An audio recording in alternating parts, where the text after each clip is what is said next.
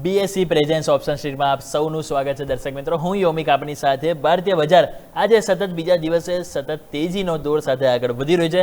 એમાં તમે નજર કરો સેન્સેક્સ તો આજે બહુ જબરદસ્ત એક દિવસ એક્સપાયરી પહેલાં તમે જુઓ 500 પોઈન્ટની તેજી સાથે આપણને જોવા મળી છે. 74,450 આજે હાઈ બન્યા છે અને તમે જો મોમેન્ટમ બહુ સરસ આપણને પોઝિટિવ જોવા મળી રહ્યું છે. તો આપણી સાથે એક્સપર્ટ પણ જોડાયેલા છે ધ હેજ ક્લબથી દેવજ્ઞ શાહ. તો દેવજ્ઞ સર, તમારી પાસે પહેલાં તો ઇન્ડેક્સનો વ્યૂ લઈ લઈએ કે સેન્સેક્સમાં જે રીતે મોમેન્ટમ આપણને આજે જોવા મળી રહ્યું છે તો આગળ શું વ્યૂ છે, કારણ કે એક્સપાયરીના પહેલાં સરસ તેજી છે તો શું આ તેજી એક્સપાયરી સુધી જળવાઈ રહે એવું લાગી રહ્યું છે સર? લાગે છે કે આ વખતે આ તેજી કન્ટિન્યુ રહેશે અને અત્યારે તમે સેન્સેક્સમાં બી જુઓ તો એક બહુ જ મસ્ત કેન્ડલ બની રહી છે અને આ કન્ટિન્યુ રહેશે 75,200 સુધી એવું લાગી રહ્યું છે. તો એક 800 પોઈન્ટની તેજી અહીંયાથી બી મને દેખાઈ રહી છે અને એના પછી આપણે જોઈએ તો 75,200 પહેલું લેવલ આવશે ને 74,000 સેકન્ડ લેવલ આવશે. તો આપણે એકવાર ફર્સ્ટ લેવલની રાહ જોઈએ કે એમાં ત્યાં સુધી આવે છે કે નહીં, અથવા 73,500 નો તમે સ્ટોપ લોસ રાખવો હોય તો રાખી શકાય છે, પણ ઉપરનું બહુ જ સારું દેખાઈ રહ્યું. તો જેમ સરે કીધું એ પ્રમાણે અહીંયાથી બીજા 800 પોઈન્ટની તેજી માટે રેડી થઈ જાઓ. સેન્સેક્સમાં સારો એવો વ્યૂ સર તરફથી આપણને બની રહ્યો છે જેને આપણે ધ્યાન પર રાખીશું. તો આવો સ્ટોક સ્પેસિફિક વાત કરીએ કે જે રીતે આજે મોમેન્ટમ આપણને ખાસ કરીને જોવા મળી રહ્યું છે. તો પહેલો તો કાઉન્ટર આપણે વાત કરીએ પોલિસી બજાર. તમે જુઓ તો જે રીતે આજે અહીંયા આપણને મોમેન્ટમ જોવા મળી રહ્યું છે, સતત ઘટાડો તો રાઈટ આપણને ખ્યાલ છે. આજે આપણે જોઈએ તો 2.25% પોઝિટિવ એક્શન આપણને જોવા મળી છે. બીએસસી ઉપર જો આપણે નજર કરીએ તો આપણને 1,532 રૂપિયા ઉપર આપણને આજે કારોબાર જોવા મળ્યો છે. પ્રશ્ન એ છે કે છેલ્લા 3-4 દિવસથી કન્સોલિડેશન થઈ રહ્યું છે, આજે એક તેજી પણ આવી રહી છે. તો તેજીમાં શું સર યુટર્ન આવો જ જોઈએ સર? પોલિસી બજાર શું વ્યૂ તમે અહીંયા ધરાવી રહ્યો છો? કોઈ ખાસ ફ્યુચર્સ આ ઓપ્શનમાં સ્ટ્રેટેજી બનાવી જોઈએ સર?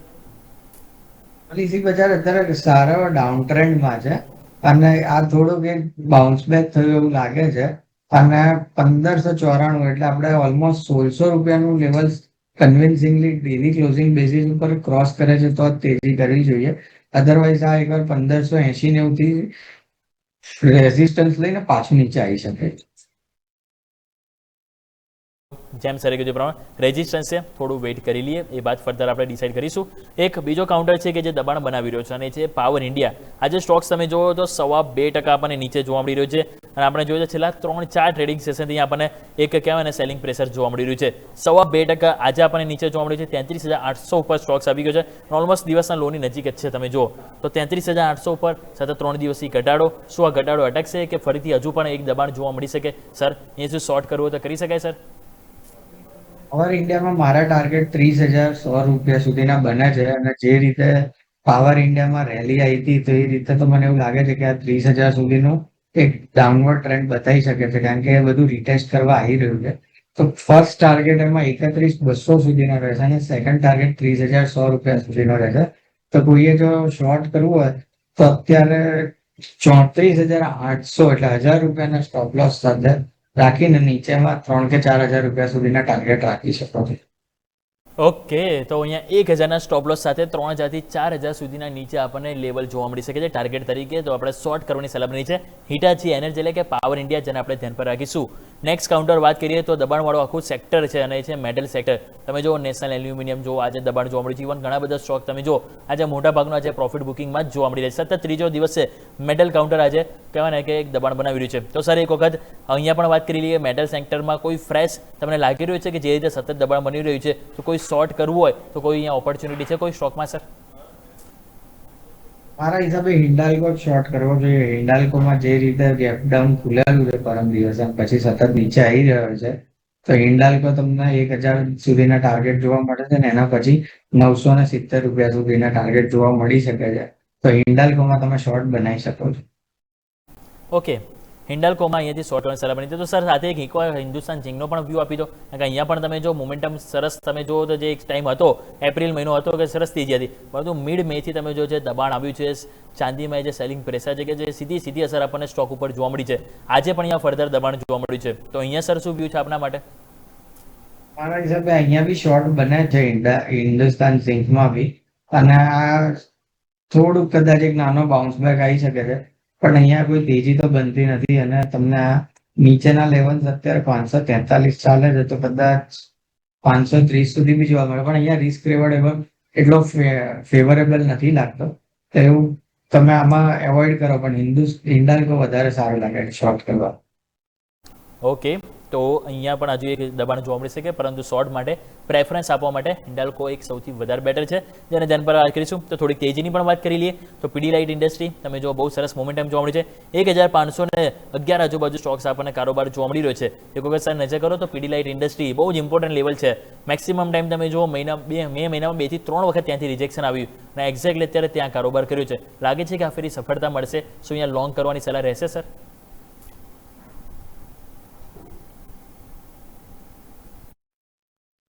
પીડીલાઇટમાં એક આપણે 1525-30 નું લેવલ છે, એકવાર ક્રોસ કરે પછી જ આમાં લોંગ કરીએ, કારણ કે સતત ત્યાંથી હું જોઈ રહ્યો છું 6 કે 7 વાર રિજેક્શન આવેલું છે. અહીંયા નો ડાઉટ એક ઇન્વર્ટેડ હેડ એન્ડ શોલ્ડરની પેટર્ન બી બનાવી રહેલું છે પીડીલાઇટ ઇન્ડસ્ટ્રી, પણ મને એવું લાગે છે કે હવે વેઇટ કરવું જોઈએ તો એકવાર 1525-30 નું લેવલ ક્રોસ કરે અને પછી જ આમાં એડ ઓન કરી શકે તો વધારે સારું રહેશે. ઓકે, તો આ રીતે એક વ્યૂ બનતો જોવા મળે છે, જેને આપણે ધ્યાન રાખીશું.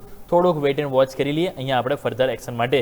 બીજું આપણે જોઈએ ને તો જે રીતે આજે આપણને ખાસ તમે જુઓ તો F&Oમાં પણ જે પોઝિટિવ કરતાં થોડાક નેગેટિવવાળા સ્ટોક્સ આજે આપણને વધારે જોવા મળી રહ્યા છે, પરંતુ સ્ટોક સ્પેસિફિક જે મોમેન્ટમમાં હજુ પણ જો પોઝિટિવ વાત કરીએ તો બ્લુ સ્ટાર કંપની અહીંયા આજે મોમેન્ટમ સરસ પોઝિટિવ સતત બીજો દિવસે કે કોન્ફિડન્સ બતાવી રહ્યો છે. ગઈકાલે પણ તમે જુઓ તો ઓપનિંગ થતાં ખરીદારી આવી છે અને આજે પણ તમે જુઓ તો ઓપનિંગ થતાં જ આપણને એક બાઇંગ આપણને જોવા મળી રહ્યું છે. અત્યારે જો આપણે નજર કરીએ તો ઓલમોસ્ટ 1.5-2% તેજી છે અને BSE ઉપર જો ખાસ કરીને નજર કરીએ તો 1596 રૂપિયા આજુબાજુ આપણને કારોબાર કરી રહ્યો છે.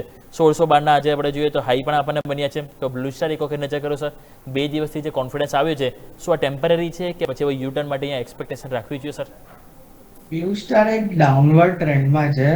લગભગ આપણે જોતા હોઈએ છીએ કે જ્યારે ઉનાળો ચાલુ થતો હોય છે, સમર્સ, ત્યારે એક અપવર્ડ ટ્રેન્ડમાં આવે છે અને પછી થોડુંક પ્રોફિટ બુકિંગ આવે છે. અને અત્યારે ફેગ એન્ડ ઓફ સમર છે, અત્યારે નીકળી રહ્યું છે સમર અને હવે મોન્સૂન ચાલુ થવાનું છે, તો એના કારણે થોડુંક પ્રોફિટ બુકિંગ દેખાઈ રહ્યું છે. તો મને અત્યારે આમાં કોઈ બાઇંગ કરવા જેવી ઓપોર્ચ્યુનિટી નથી લાગતી, કારણ કે તમે જોશો તો ઘણું સેલિંગ જ આવી રહ્યું છે. તમે 4 જૂનની બી કેન્ડલ જોશો જેમાં વીક લાંબી બનાવી છે, ઉપરથી સેલિંગ આવ્યું છે, એના પછી રેડ કેન્ડલ બનાવેલી છે, એના પછીના દિવસે બી એક રેડ કેન્ડલ બનાવી છે, સેલિંગ આવી ગયું છે. તો અત્યારે થોડીક લિક્વિડિટી ગ્રેપ થતું એવું લાગે છે, તો અત્યારે મારા હિસાબે આમાં કોઈ પોઝિશન બનાવી શકે એવું દેખાતું નથી. ઓકે, તો જેમ સર કીધું એ પ્રમાણે પોઝિશન માટે હાલ થોડું અવોઇડ કરવાની સલાહ બની રહી છે. નેક્સ્ટ કાઉન્ટર એક લાસ્ટ વાત કરી લઈએ તો આપણે ફાઇનાન્સ સેક્ટરમાંથી મનપ્પુરમ ફાઇનાન્સ આજે નવું ફ્રેશ તમે જુઓ તો આપણને સેલિંગ પ્રેશર જોવા મળ્યું છે. ગઈકાલે એક તેજી આવી, પરંતુ ગઈકાલની જે પોઝિટિવ કેન્ડલને આજે ક્રોસ ડાઉન કરતું જોવા મળી રહ્યું છે. અને અત્યારે તમે જુઓ જે રીતે આપણને મનપ્પુરમમાં જે આપણને નેગેટિવ અસર જોવા મળી રહી છે, ખાસ કરીને અત્યારે જો આપણે જોઈએ ખાસ કરીને BSE ઉપર આપણને જે ભાવ જોવા મળી રહ્યો છે સ્ટોકમાં 293-294 રૂપિયા છે, એટલે કે દિવસના ઓલમોસ્ટ લો ઉપર સ્ટોક છે.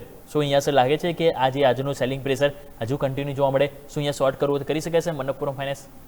આ શોર્ટ કરવાની ઓપોર્ચ્યુનિટી સારી છે. 291 રૂપિયાનું લેવલ તોડે છે, તેમાં શોર્ટ કરી શકો છો તમે, અને નીચે તમને 275 રૂપિયા સુધીના લેવલ જોવા મળી શકે છે. તો એક તમે મનપ્પુરમ શોર્ટ કરીને 283 રૂપિયાનું ફર્સ્ટ લેવલ, 275 રૂપિયાનું સેકન્ડ લેવલ, અને ઉપર સ્ટોપ લોસમાં તમે 301 રૂપિયા સ્ટોપ લોસ રાખીને શોર્ટ કરી શકો. ઓકે, તો આપણે અહીંયા જરૂરથી 291 લેવલ ટુડે શોર્ટ કરવાની સલાહ બની રહી છે. તો દર્શક મિત્રો, આપણે ખાસ રજૂઆત હતી એની ઉપર આપણે વાત કરી BSE પ્રેઝન્સ ઓપ્શન સ્ટ્રીટ પર.